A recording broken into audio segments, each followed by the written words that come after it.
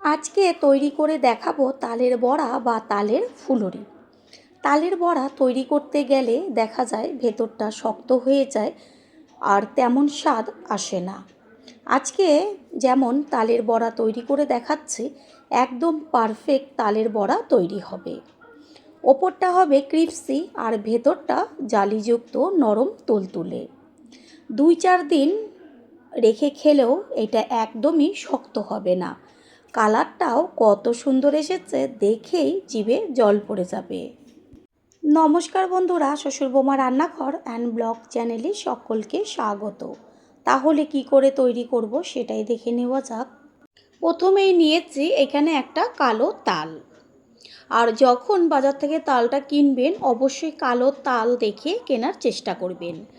তাল 2 রকমের হয়, কালো তালটা মিষ্টি হয় আর যে লালচে ধরনের তাল থাকে সেটা তেতকটে হয়। এটাকে ছাড়িয়ে নিয়ে কাঠটা বের করে ফিরে আসছে, তালের থেকে তালের কাঠটা বার করে নিয়েছে। এরপর একটা বড় বোলের মধ্যে এই কাঠের থেকে নিয়ে নেব হাতায় তুলে 3 হাতা পরিমাণ কাঠ। যেহেতু তালের বড়া তৈরি করব সেই কারণে তালের পরিমাণটা তো একটু বেশিই দিতে হবে। এখানে আমি 3 হাতা পরিমাণ তালের কাঠ প্রথমে ব্যবহার করব, পরে যদি লাগে তাহলে আবারও ব্যবহার করব। তালের কাঠটা নেওয়ার পরে এইখানে নিয়েছি ছোট বাটি, যে সেই বাটির 1 বাটি পরিমাণ ময়দা, ওই সেম বাটিরই 1 বাটি পরিমাণ আটা। যেই পাত্রটা ব্যবহার করবেন ওই পাত্র মেপে সমস্ত কিছু উপকরণগুলো ব্যবহার করবেন। এবার দিয়ে দেব সম পরিমাণে চালের গুঁড়ো। আমি চালের গুঁড়ো ব্যবহার করছি, আপনারা চাইলে সুজিও ব্যবহার করতে পারেন। তারপরে দিয়ে দেব চিনি। চিনিটা যে যেমন মিষ্টিটা পছন্দ করেন সেই অনুযায়ী দেবেন। তারপরে দিয়ে দেব ওই সেম বাটিরই 1 বাটি পরিমাণ নারকেল কোড়া। নারকেল কোড়াটা আমি একটু বেশি ব্যবহার করেছি, কারণ নারকেলটা একটু বেশি পড়লে পরে ভীষণ টেস্টি লাগে খেতে। এবার হাত দিয়ে সমস্ত উপকরণগুলো ভালো করে একটু সময় নিয়ে মেখে নেব। শুধু যদি ময়দা ব্যবহার করেন তাহলে দেখবেন বড়াগুলো যখন ঠান্ডা হবে রাবারের মতন টেনে ছিঁড়তে হয়। সেই কারণে আটা আর ময়দা দুটো মিশিয়ে যদি বড়াটা তৈরি করেন, তারপর খেয়ে এসে কমেন্ট করে অবশ্যই জানিয়ে যাবেন যে কতটা ক্রিপসি আর নরম তুলতুলে হয়েছিল। আর অল্প পরিমাণ তালের কাঠ এতে প্রয়োজন, সেই কারণে আরও আমি এইখানে 2 হাতা পরিমাণ তালের কাঠ দিয়ে দিলাম।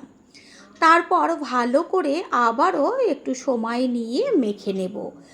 মেখে নেওয়াটা যত ভালো হবে বড়াগুলো তত টেস্টি হবে।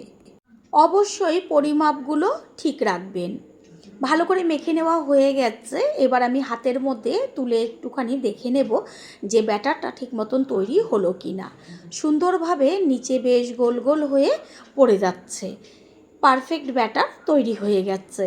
এটাকে আমি 30 মিনিট মতন রেস্টে রেখে দেব। অন্তত হাতে সময় না থাকলেও 20 থেকে 25 মিনিট রেস্টে রাখবেন। 30 মিনিট বাদে ঢাকনাটাকে সরিয়ে আমি দেখিয়ে দিচ্ছি, আবারও হাত দিয়ে বেশ একটু মেখে নেব। পুরনো বন্ধুদের সবসময় আমাদের পাশে এইভাবে ভালোবেসে থেকে এগিয়ে নিয়ে যাবার জন্য অনেক অনেক ভালোবাসা। এইদিকে ব্যাটারটা তৈরি করতে করতে গ্যাসের ওভেনে কড়াইটা বসিয়ে তাতে দিয়ে দিয়েছি তেল। তেলটা প্রথমে ভালো করে গরম করে নিতে হবে, তারপর গ্যাসের ফ্লেম লো করে আস্তে আস্তে একই সাইড দিয়ে গরম তেলের মধ্যে ছাড়তে হবে। ঠিক দেখাই যাচ্ছে যে হাত দিয়ে বেশ ব্যাটারটাকে ঘুরিয়ে ঘুরিয়ে একটা একটা করে আমি এক সাইড দিয়েই সুন্দরভাবে ছেড়ে দিচ্ছি। এতে কি হবে, এই এক সাইডে দিতে দিতেই বড়াগুলো সমভাবে হতে থাকবে।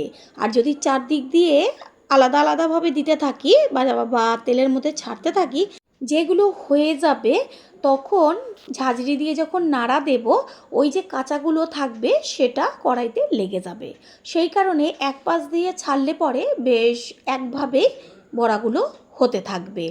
আর যখন দেখবেন বড়াগুলো হবে এমনিতেই তেলের উপরে ভেসে উঠবে। ঠিক এইভাবে বেশি করে একেবারে অনেকগুলোই দিয়ে দেব। যেসব বন্ধুদের চ্যানেল না থাকা সত্ত্বেও আমাদের ভালোবেসে এত সুন্দর সুন্দর কমেন্ট করে পাশে আছে, তাদের অসংখ্য অসংখ্য ধন্যবাদ ও অনেক ভালোবাসা। তারই মধ্যে একজন হচ্ছে নবকুমার মণ্ডল, লিখেছে আমি বীরভূম থেকে দেখছি, ভালো লাগলো। দাদাভাই, আপনাকে ও আপনার পরিবারের সকলকে অসংখ্য অসংখ্য ধন্যবাদ ও অনেক ভালোবাসা। এইভাবেই ভালোবেসে সবসময় আমাদের পাশে থাকবেন। বড়াগুলো নিচের পিঠটা হয়ে এসছে, সেই কারণে ওপরে বেশ তেলের ভেসে উঠেছে, দেখাই যাচ্ছে। আলাদা করে আর ঝাঁঝরি দিয়ে বা খুন্তি দিয়ে ছাড়াবার দরকার নেই। যখনই দেখবেন বড়াগুলো হতে শুরু করবে তখনই তেল থেকে ছেড়ে ছেড়ে আসবে। এই পাশেরগুলো কাঁচা, সেই কারণে তেলের ওপরে কিন্তু নেই, নিচেই রয়েছে। আস্তে করে যেগুলো হয়েছে সেগুলোকে একটু উল্টে দেব। আর বড়াগুলো কত সুন্দর ফুলে উঠেছে। ঠিক এইভাবে এপিট ওপিট করে বড়াগুলো খুব সুন্দরভাবে ভেজে নেব। বড়াগুলোর কালার কত সুন্দর এসছে। এইভাবে আরেকটুখানি ভেজে নিলেই বড়াগুলো সমস্ত ভাজা হয়ে যাবে। সমস্ত বড়াগুলোই ভেজে নেওয়া হয়ে গেছে। এবার ঝাঁঝরির মধ্যে করে বড়াগুলোকে তুলে একটা সাইডে রেখে দেব, তেলগুলো যেন গড়িয়ে যায়। বড়াগুলো কত ফুলে উঠেছে, আর একটাও একটার গায়ে লেগে যায়নি, সমস্ত একদম ছাড়া ছাড়া হয়েছে। প্রথমবার যারা আমাদের চ্যানেল ভিজিট করছেন তাদের আন্তরিক শুভেচ্ছা ও অনেক অনেক ভালোবাসা। আমাদের রেসিপিগুলো যদি ভালো লেগে থাকে সাবস্ক্রাইব করে দেওয়ার অনুরোধ রইল ও পাশে থাকা বেল আইকনে ক্লিক করলে পরবর্তী ভিডিওগুলো সবার আগে আপনাদের কাছেই পৌঁছে যাবে। একই প্রসেসে পরের ব্যাচেরগুলো ভেজে নেব। বন্ধুরা, আপনারা যে যেইখান থেকে ভিডিওটি দেখছেন অবশ্যই কমেন্টের মাধ্যমে জানাবেন। আপনাদের ধন্যবাদ জানাতে পারলে সত্যিই আমরা ভীষণ ভীষণ আনন্দিত হব। একবারে অনেকগুলো একইভাবে দিয়ে দিয়েছে, আর বেশ এটা গ্যাসের ফ্লেম মিডিয়াম টু হাই করে ভেজে নেব। এই যে যখন এটা হয়ে যাবে নিচের পিঠটা, তখন দেখবেন বেশ সাইড থেকে একটু তেলে নাড়া দিলেই সুন্দরভাবে বড়াগুলো তেলের ওপরে ভেসে উঠবে, কড়াইতে একটাও লেগে যাবে না। যেই পাশের বড়াগুলো দেখবেন আগে ছাড়বেন সেগুলো আগে হয়ে যাবে, আর যেগুলো লাস্টের দিকে মানে পরে ছাড়বেন সেগুলো একটু পরে হবে। সেই কারণে বুঝে বুঝে বড়াগুলোকে বেশ যখন দেখবেন দুই পিঠটাই লাল লাল হয়ে গেছে, আগে ছেড়ে দেওয়া বড়াগুলোকে আগে তুলে নেবেন, তারপরে লাস্টেরগুলোকে তোলা হবে। ঠিক এইভাবেই সমস্ত বড়াগুলো যদি ভাজা হয় যেমন ক্রিস্পি হবে তেমন টেস্টি হবে। এই বড়াগুলো ভেজে নেওয়া হয়ে গেছে। ঠিক একইভাবে সাইডে রেখে ঝাঁঝরির ওপরে তেলটাকে ছেঁকে তারপরে পাত্রে তুলে নেব। তৈরি হয়ে গেল আজকের রেসিপি। আশা করি রেসিপিটি ভালো লাগলো, আর আমি একটা হাত দিয়েই দেখিয়ে দেব যে বড়াগুলো কতটা নরম হয়েছে আর ওপরটা ক্রিস্পি। আমি আওয়াজটা দিতে পারলাম না, তাহলে অবশ্যই আপনারা বুঝতে পারতেন যে কতটা ক্রিস্পি হয়েছে। হাত দিয়ে ভেঙে বড়ার ভেতরটা দেখাচ্ছি, ভেতরটা সম্পূর্ণ জালিদার আর একদম তুলতুলে নরম। ঠিক এইভাবে যদি 2 থেকে 3 দিন রেখে রেখে খান দেখবেন এরকমই নরম তুলতুলে থাকবে।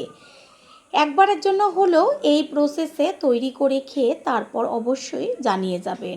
রেসিপিটি যদি ভালো লেগে থাকে একটা লাইক, কমেন্টস, পারলে একটা শেয়ার করে অবশ্যই জানাবেন। আপনাদের করা একটা লাইক ও লাইকের পাশে থাকা হাইপ আর একটা শেয়ার আমাদের কাছে অনেক অনেক গুরুত্বপূর্ণ। All friend, thanks for watching my video. আপনারা সকলে ভালো থাকবেন, সুস্থ থাকবেন। আবারও দেখা হবে অন্য কোনো রেসিপির এপিসোডে।